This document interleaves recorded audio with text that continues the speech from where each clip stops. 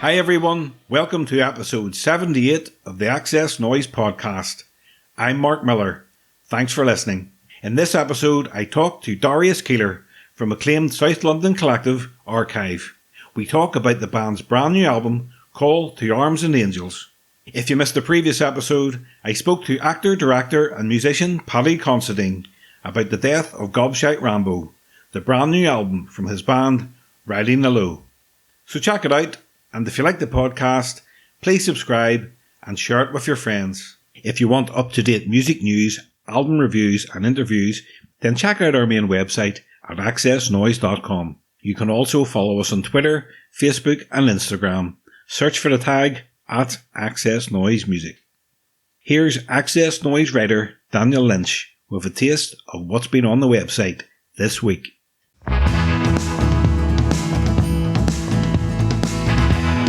We kick off this week with Lee Campbell's interview with indie rock band Low Moon. Sam and Matt from the band chat to Lee about their new album, A Modern Life, and touring Europe and North America with the war on drugs.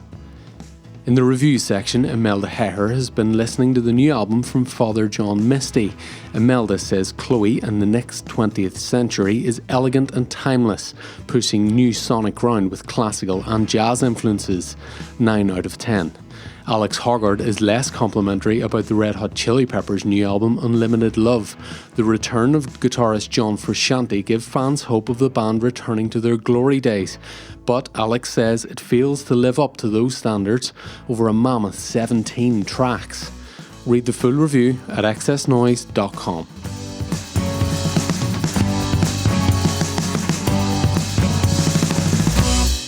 Call to Arms and Angels is a 17-track double album recorded at Rack Studios in London in 2021.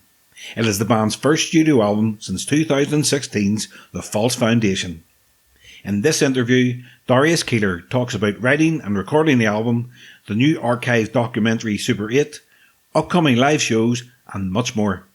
So sit back, relax and enjoy the XS Noize Podcast with Darius Keeler from Archive.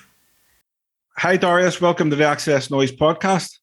Hello mate, how you doing? Very good, very good. I know you don't do many interviews, so I really appreciate you taking the time to do this. It's a pleasure mate, really. Pleasure. So, going back to growing up, what sort of music was playing around the house? When I was a kid, classical music, because my mum and dad were, they went through the 60s and like seeing Floyd and all that, you know, in London, the swinging 60s, I used to go to the, what's it club? I can't remember what it's called now. It's at the Roundhouse, but anyway, it's the early Floyd set up, Hendrix and all that. But they kind of, by the time I came along, they had kind of gone sort of a bit more Puritan back into classical music. So that's the kind of stuff they played. And they've sort of, you know, they really, I don't know, they inspired me in a way. They pushed me to play instruments and stuff like that, like French horn I played. They didn't really push me, they just introduced me, and then you know, I loved it. I found it very natural, you know, because I wasn't very good at academic stuff so much at school or sport. So when I found music, it was like, oh, you know, thank God for this, you know. Can you remember the first record that you bought yourself?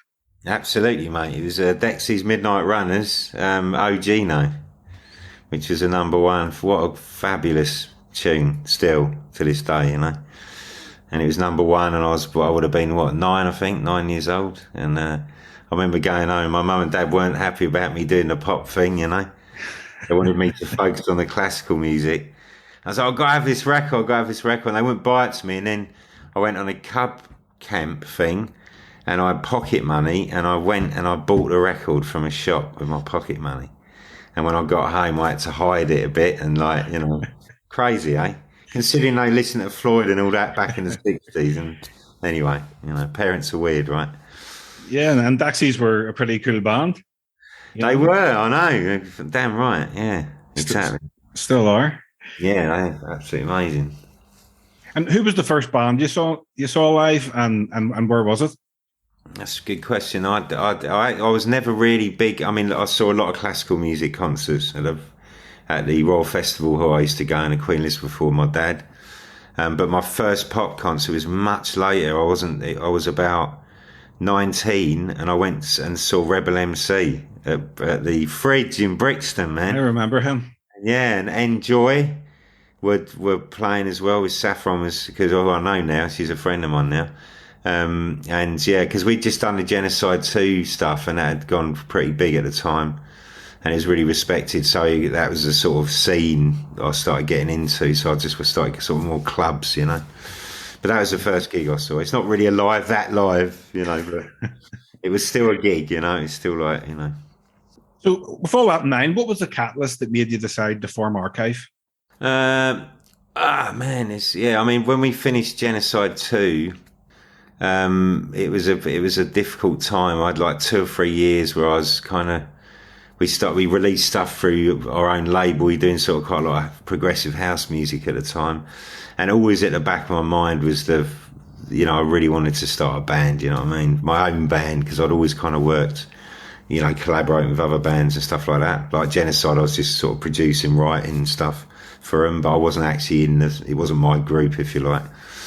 And the catalyst really is when I met Roscoe, because he was he basically had a sort of similar vision, and he was very inspiring with his ideas and stuff.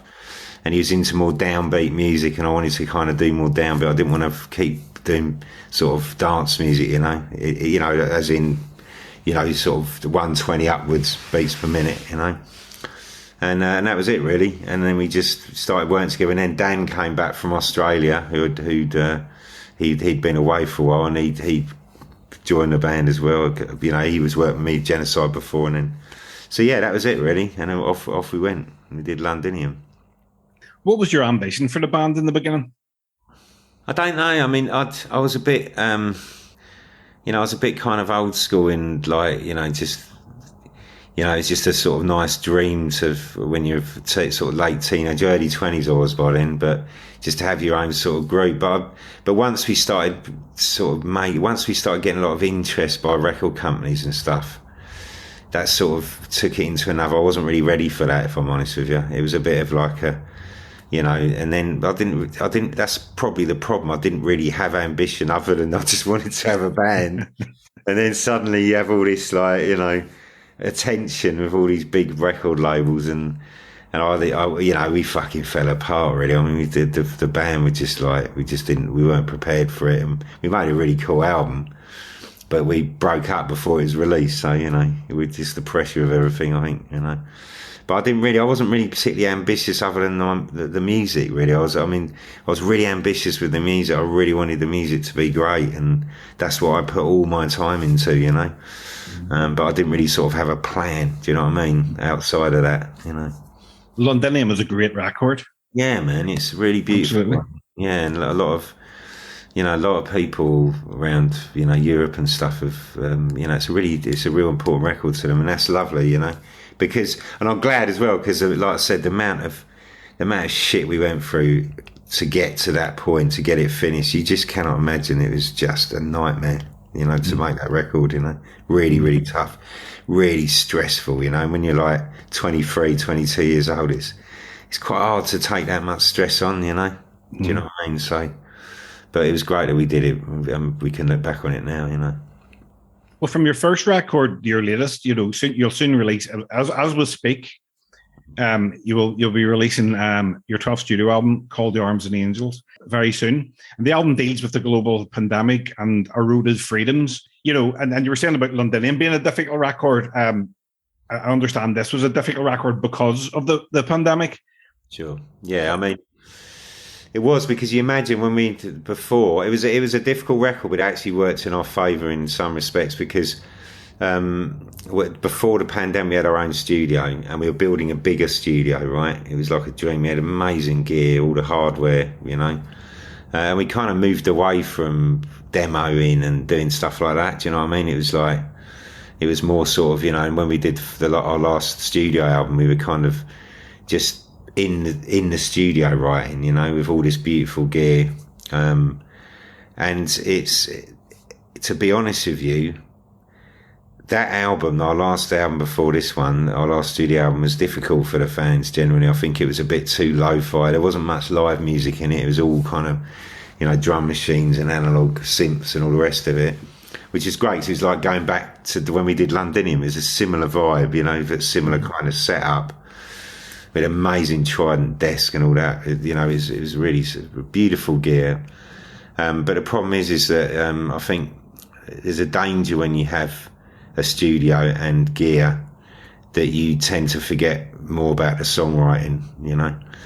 And I think that was a punch in the face, you know, because suddenly we didn't have our studio, and I'm not good with laptop kind of, you know, I work with Logic, of course, but I'm not like some people can, you know, there's people out there, wizards, who make extraordinary records on just using Logic and Pro Tools, whatever, but it's not generally how I work. So you know, just getting back to the real basics, a guitar, piano, and a you know, something to record it on, made us really have to come up with some really great songs, you know. And not saying they're great, but whatever. But for us, it was that melodic kind of depth to it that we probably didn't have on the last record. And I think, you know, and lyrical as well. And I think, you know, that's so in a way it was really tough. It was fucking hard because you're writing songs like traditional style, you know, more, and that ain't easy to do when you've been out of that and you've been kind of concentrating all your time on making sounds, escapes, and you know, experimenting with sounds and doing that kind of thing. It's a very different discipline, you know. And I think, you know, if writing good tunes is not easy, man. It's not easy at all. So that was the thing. But it was good because we got back to that, and it was really a real trip, you know, to do it, and really satisfying at the end, you know. Because Archive is a collective, you have to all sit down and discuss what kind of sound you want for the album and the kind of songs you want to write about. Yeah, there's a lot of that going on. It's a lot of times it's Dan. Dan might have a really great title. It might be something I'm bugged about, or that, you know, Dave tends to have his whole pot of ideas in his head. Pollard's very much a collaborator with, you know, he's got great melodies, you know. And you know, it just works like that. It's kind of more about just getting in a room. But like I said, if you got a room with loads of distractions, it goes through a different process than if you're just in a room with two guys or one guy or whatever, or one girl, or, you know, or four guys. But if you got nothing else but piano, guitar, and a mic, then you know, it's a very, you know, yeah, you talk about stuff and you come up with ideas, but, you know, at the end of the day, you got to fucking get in there and really concentrate and write something that really means something to you, you know. Sometimes it's, you might write all the lyrics, you know, like, bang, this is the story I want to tell, you know. And then you go to the band, whatever. It's just so many different ways that Archive works, you know. It can be a really dirty, like, idea on the guitar, you know, bang. And it's, that's amazing. And you capture that and then you kind of build from that, you know, stuff like that. It's, you know. Can it be hard to decide whose ideas stay and whose ideas get thrown out? Well, yeah, I mean, it tends to be like, I mean, with Dave really struggled during the lockdown. With Dave, I wrote probably, I don't know, man, we wrote a lot, maybe 15 songs, and only 3 made the album. And that wasn't because, you know, that was a mutual thing. He wasn't happy with it. And it wasn't about that the songs were lesser necessarily. It was just that they weren't the right, they were sometimes just too dark, you know, or, do you know what I mean? Just too insane, or, you know, because he was going through some quite, you know, man, I mean, we all were, you know, and it affected different people in different ways. And I think that was it. It was more kind of, wasn't it? You know, it just wasn't suited. That's what it's like when you make an album. You kind of, the more tracks you solidify as a piece, you know, and it sort of starts to have this sound, you know, this kind of, these textures. If something's too jarring or it's just too out of that sort of, you know, that world, you know, it just doesn't work. It's more about that, you know. So, you know, it's kind of, there are moments when one person might want to lose the song. That does happen, but it's not often. Usually it's kind of a mutual, yeah, I agree kind of thing. But there are moments where someone will be like, fuck, you know, nah, that's my, you know, and there's a bit of discussion about it and stuff, you know. I think all bands go through that, don't they? All collectives, or even worse, there's more people, you know. Yeah. Well, the first track I heard from the album, I think it was last September, was Daytime Puma, which is 14 and a half minutes long. It's epic. You know, it's about, what I gather, it's about, you know, people sitting watching TV and watching mind-numbing nonsense all day. I suppose that's how thousands of people spent lockdown. That's right. Yeah, I mean that's the Dave. I mean, I came up with a music idea, literally sitting where I am now, and I've got this extraordinary view where I write. It's just like a forest kind of vibe, and it's really, really. And just during the lockdown, yeah, I mean, I spent so much time here, and I could just float off in my thoughts, So that sort of song, it just kind of had this vibe, And when I took it down to Dave, I had pretty much the whole arrangement, that I'd just written in my head and just imagining what Dave was going to do. It was one of those, and as soon as he heard it, he was like, "Oh man," he wanted to tell this story about this person he imagined in this window at the top of a tower that was completely isolated from the world, And I fucking love it. And the bit at the end when it's just so much, and that's the band coming together after because that was recorded live, all that end section. You know what I mean? So I had a demo of the end I did with guitar. I recorded the guitar down as just a demo, and then it sort of just ended because I knew that was when we got everyone else in the studio. And when we got everyone else in, you can imagine after fucking a year of not playing, like from going from a big tour to that, right? And then fucking just everyone literally plugging in. And just the energy, it was just frightening. It was frightening. It was like 1 take, 2 takes, that was, And John with that bass, it sounds like a moog halfway through. It's not. It's just him playing. It's just wow, And Dave just giving, just all his frustration and anguish coming out. It's a very real record, that Daytime Coma. It's a very real emotion, which I think is... That's all you can ask for with the best kind of tunes you can write, Yeah, it's amazing. And XS Noize, we were very pleased to premiere the video for We Are the Same. It's another fantastic song. Yeah, I was a bit worried about that song because it's a bit more pop than normal, but yeah, man, it's had such a huge reaction from the people, that song, and because when I first heard it, I fell in love with it just because the melodic of Holly's melody was just so beautiful, and there's something about it that really moved me. But I was still a bit nervous, Our fans are quite fucking, they're quite particular sometimes, When you do a bad, you can't hide from them, If you do something that not bad, but something that they don't like, that's it. You know what I'm saying? They're going to tell you, and it's like, as musicians are sensitive, aren't they? Yeah. My favourite song on the album is another song with Holly Martin on vocal, Shouting Within. It's an amazing vocal from her. And again, it's the song reflects about how we've all felt in the last couple of years of anger, uncertainty, and all that, and not having contact. But I was wondering, in the past 2 years, what angered or scared you the most? Anger. I mean, I don't want to sound, like everyone else. Come up, the George Floyd thing, man, that was just fucked me up big time when I saw that.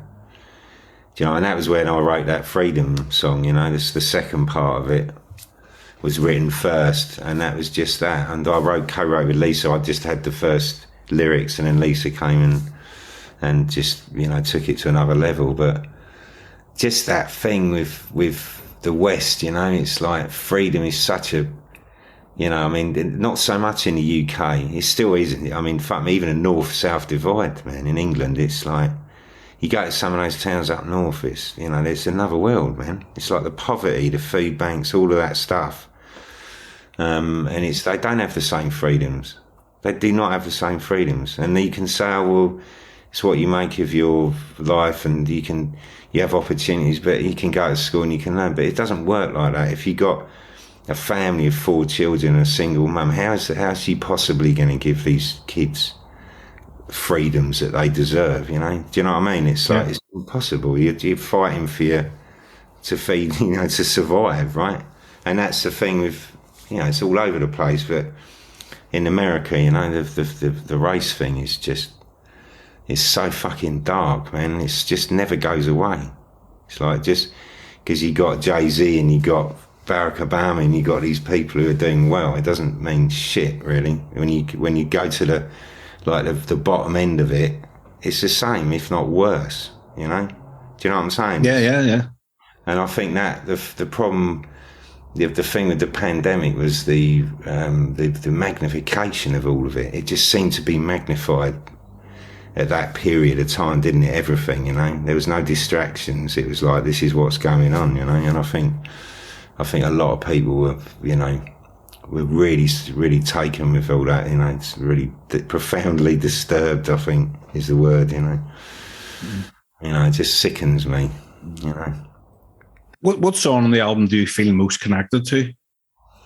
It's a difficult. I mean, Funny Shouting Within's one of the songs that I have probably a most emotional attachment to, because it was one of those tutes that I was sitting out of my window, just, you know, just totally lost in it all, lost in, you know, the highs and lows. You know, some days I'd feel so down, you know, so low, and then other days I'd feel so fucking high. Just the sun coming through the window. It was really like that. It was just wow, you know. Because the nature during the lockdown was a lot more magnified as well, because people were going out and walking because that's all they could do, right? And it was empty and there's no planes. You remember that? Fucking clear. There was clearer skies and the rivers was clear, no pollution. Right. It was mental, right? And vivid. Yeah.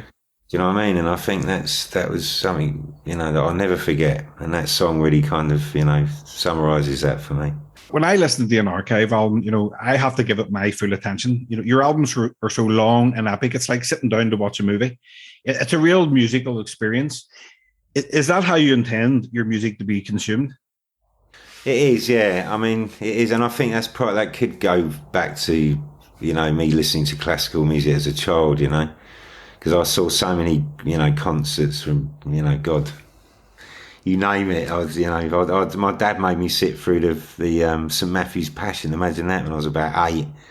Wow. St Matthew's Passion, and that's long, and you don't clap at the end, which is even more weird. I mean, I've certainly understood what, you know, a piece of music is, if you like, a composition or whatever you want to call it. But, in that way, epic composition. So I think, you know, movements, and this is what classical music has, you know. And, you know, some of the, you know, obviously, I loved The Who when I was a kid, and when I listened to Tommy, and, you know, Who's Next sort of strangely felt so complete as a rock album, you know, just bands, obviously the Beatles and all those sort of bands you listen to when you're really young. Floyd, of course, you know, Animals by Floyd. See, that fucked me up when I was a kid. I wasn't a big fan of Dark Side the Moon. I preferred that really, like, bleak Floyd. Like, Animals is just an amazing record because it evokes so much kind of visual things in your mind, you know, with all those, the dogs barking and the pig, all of that stuff is really, really amazing when I was a kid. It really, like, I found it awe-inspiring, man. And so yeah, that was kind of where I got it from, I think. So I never really went to make an album, even with, you know, Londonian was our first album. It is very much a journey, if you like, you know. Well, I got the same from Pink Floyd for The Wall. The Wall would be probably my favourite double album. Yeah, sure. Yeah. I mean, that's very close to Animals. It's the next one, wasn't it? Yeah. Yeah, I mean, yeah, you can't. I mean, the Wall, but it doesn't get more of a piece than that, does it? I mean, that's a piece of music. That really is, you know, it's extraordinary. Yeah. Well, your album, I mean, it's a sprawling 17-track double album. When deciding on the run order of the album, are you old school and you think in terms of A side and B side? I suppose you would have to be anyway to tell the narrative of the story of the album. Yeah, that's the fun part, I find. You know, because there are moments when you write where things lead into other things, and you kind of know their place on the album. But it really didn't work like this with this album because of because we were writing, as I said, just piano, guitar, computer, you know, and mic. So for some reason, you know, when you're in a studio writing, you have that sort of luxury of being able to, you know, evolve tracks into tracks, and do you know what I mean? It kind of, you have that time to develop like that, songs like that. But so with this, it was like, you know, we really did have 17. Well, we didn't. We had more. We had about 35 tracks, but the 17 we kind of decided with that we were going to use, we had to, you know, we kind of built the album around it, you know, we didn't really have an idea of how it started or finished at all. You know, we really didn't. So it was great fun when we had to work it out. You know, it's just this nights of listening through different orders and, you know, trying different interludes and stuff like that. It was great. That's the fun part, you know.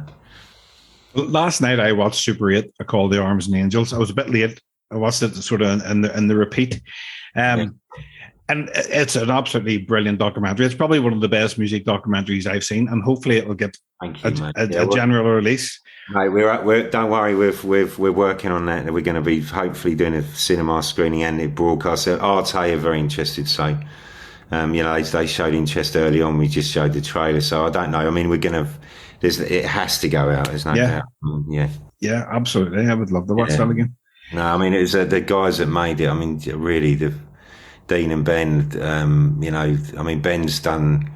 He's done some really cool stuff. He did Let's Eat Grandma's, some of their early videos, and he's got a really good sort of. He really knows his editing, you know. But you know, Dean was quite new to it. He's more from a music, you know. So Ben is as well. They're both musicians as well, But anyway, so, you know, it's quite a new thing for Dean, and you know, they just took it, and I can't tell you how surprised we were with how it just unfolded and their idea. You know, they'd call me up and be like, "Do you want to come around?" Or they'd come around to mine and they'd show me bits, and I'd be like, "Are you fucking serious?" And they took all the stems of the music and totally fucked it all up. I didn't have anything to do with the music on that.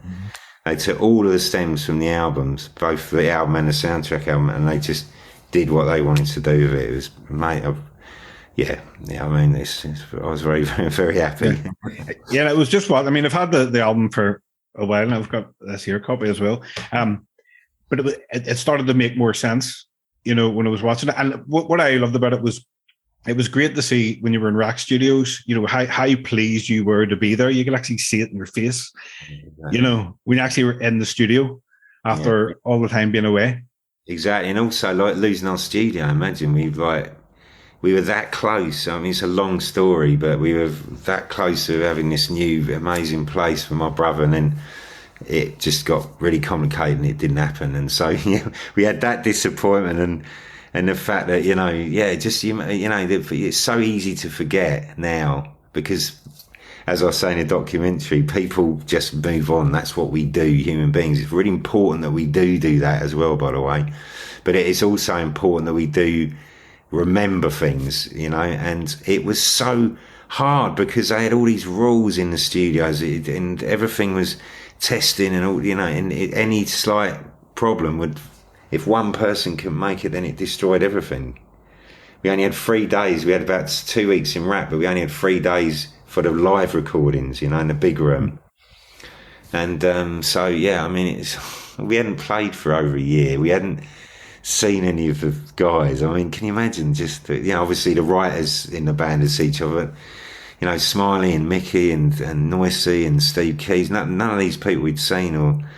You know, so, and, you know, literally just sending them the demos and saying, right, you know, we got to be a band doing this shit. In 3 days, we got to get it. And it was just, yeah, I mean, and I was so nervous, you know, I was just like, you just don't know. Sometimes you go and it's fucking shit. You have a week in the studio and it's fucking shit, you know? Scrap, you know? Mm-hmm. And this was just the nerves and the like. And I just remember when we did Mr. Daisy, and they just plugged all the amps in, pedals, and bang, one Smiley just clicked it in, bam, bam, bam, bang. And when it came out of speakers, I nearly cried, you know. I was just like, this is just the best fucking thing ever, just to be able to do this for a living. The band are on the fucking money, you know, they're just doing it.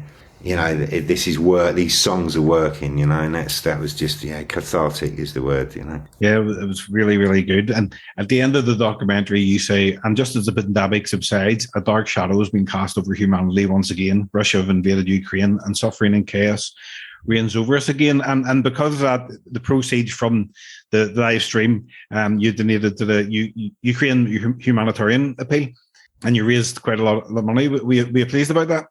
Oh, massively. I mean, I've, you know, I mean, it's war is always like conflict, should we say, right? Is always like there's always two sides to shit, you know, and there's always like, you know, there's so much stuff that we hear in the West that they don't, you know, there's all of that stuff, but the raw basic facts, right, whatever the politics behind this, you know, I'm not a believer that NATO should have expanded. I think it was dangerous, but then at the same time, Putin's proved to be a complete fucking lunatic. So it's so complicated, right? You know, but you have to look at the both sides of this of any situation in conflict. Otherwise, you need to do your research. You need to understand it as much as you can what the fuck is going on, you know. But the Ukraine thing was just, you know, it was just to see that level of violence, you know, in Europe for a political reason. You know, they were under no threat at all, Russia. I mean, it's crazy. It was absolutely crazy. I'm sure there was atrocities going on in the eastern part of Ukraine on both sides. They were at war. That shit happens when people fight, but to take it to that level, you know, for these normal civilian populations who are living like we are. You know, we've played in Lviv, man. We had a beautiful gig there, and the fucking people were amazing.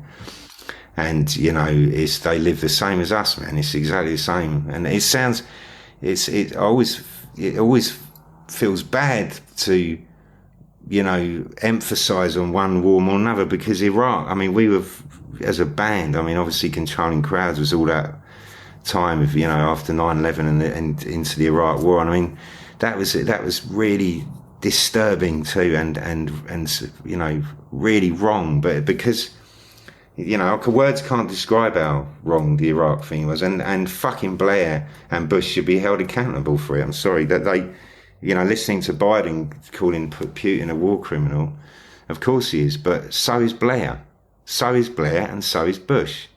There's no difference. They were murdering children and women, not in the same way as, but indirectly they were, you know, and, you know, and you know, you've seen the atrocities that the Americans and British troops did over there as well. I mean, it's, you know, there's all of that stuff going, all the bagheads, all the torture for the Iraq. It's just awful. War, full stop, is just a fucking, you know, it's just the worst thing, isn't it? I mean, just so they could have the oil.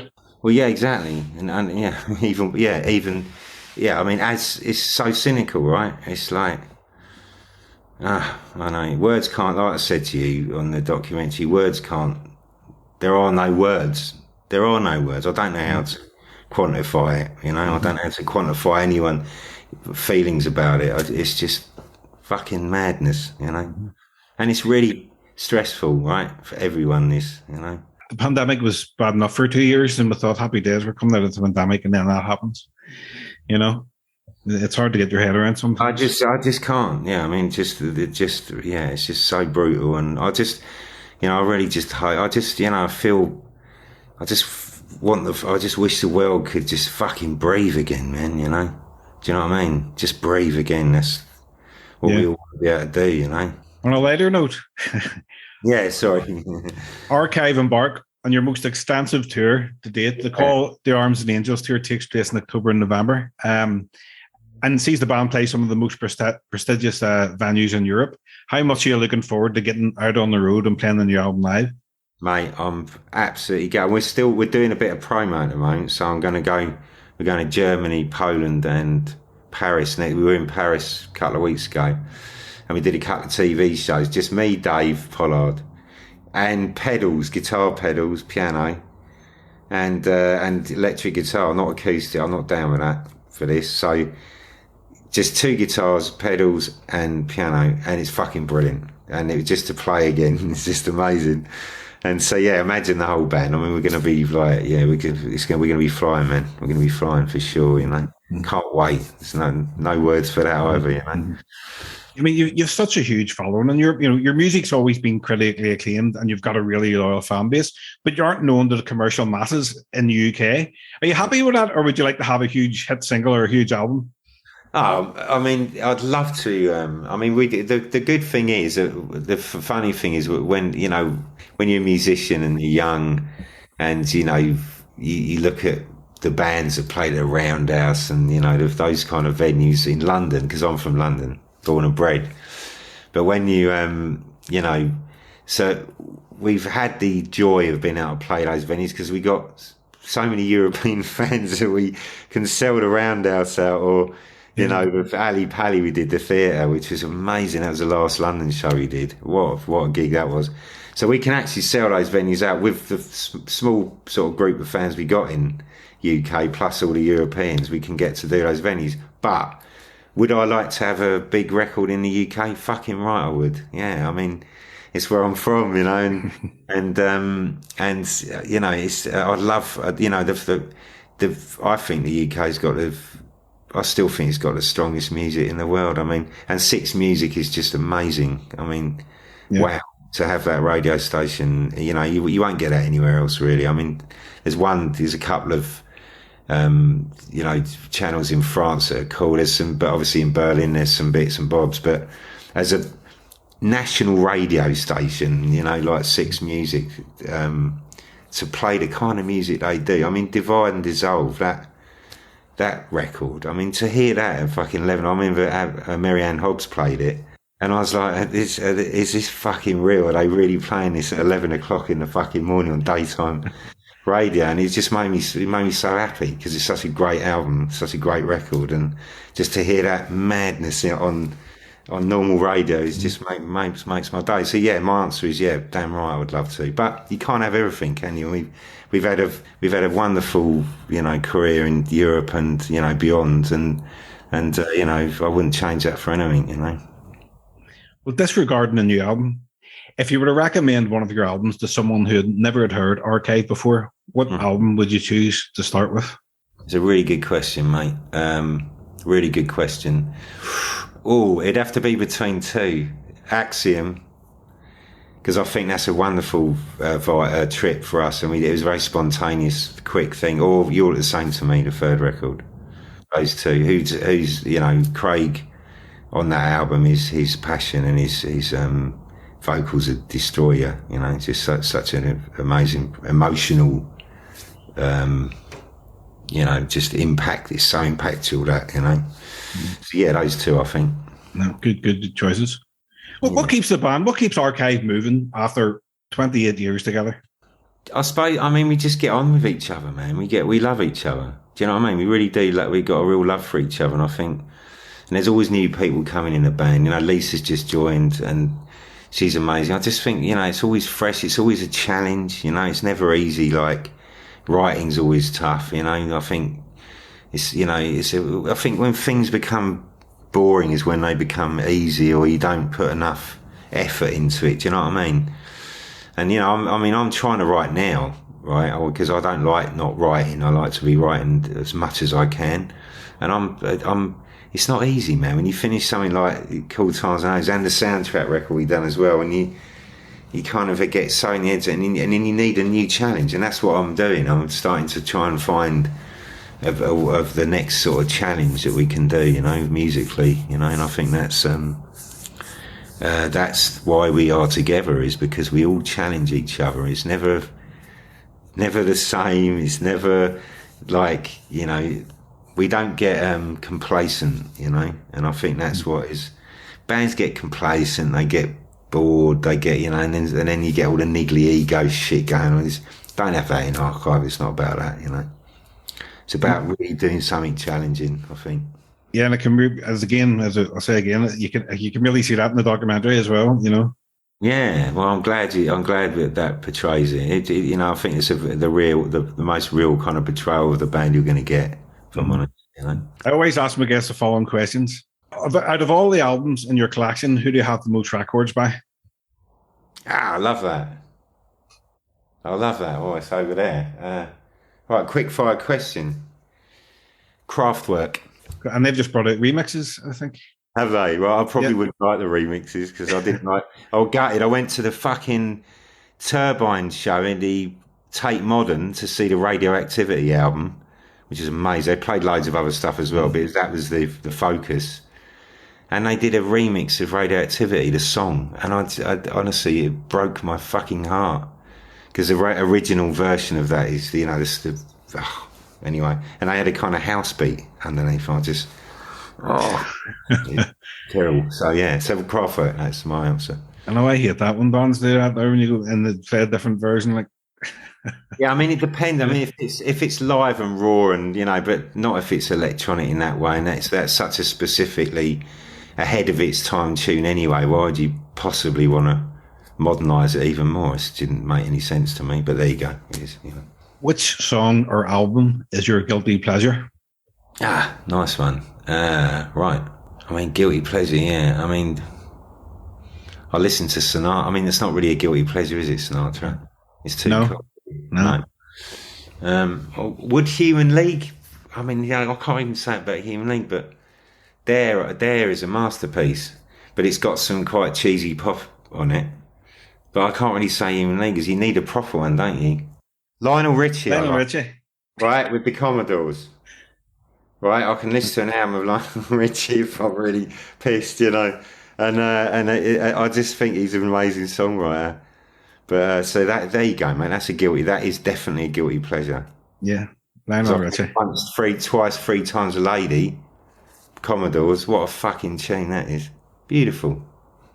What it is, there's so many, this is what because I couldn't understand why it was such a guilty pleasure for me. I mean, I don't listen to it a lot, but you know what I mean? But when in my life I hear it, I got kind of, and I think what it is it's always played in taxis when you're last thing at night when you're drunk. It comes on Heart FM and you hear so throughout my sort of late teens and early 20s, you'd be in a cab listening to fucking Lionel Richie on the way home, drunk. It's got to be right. And when I went to see him, like someone for a laugh, got me tickets to go and see him, right? And I'm not being funny. I reckon half the audience, it was in the O2, it was hilarious, and I reckon half the audience were cab drivers and their missus.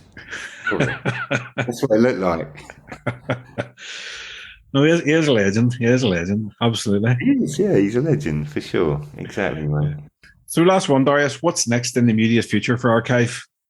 Well, I mean, trying to find that next challenge, mate. That next inspiration is what our next thing is. And obviously the big touring stuff, all the promo we got coming up, which is looking exciting.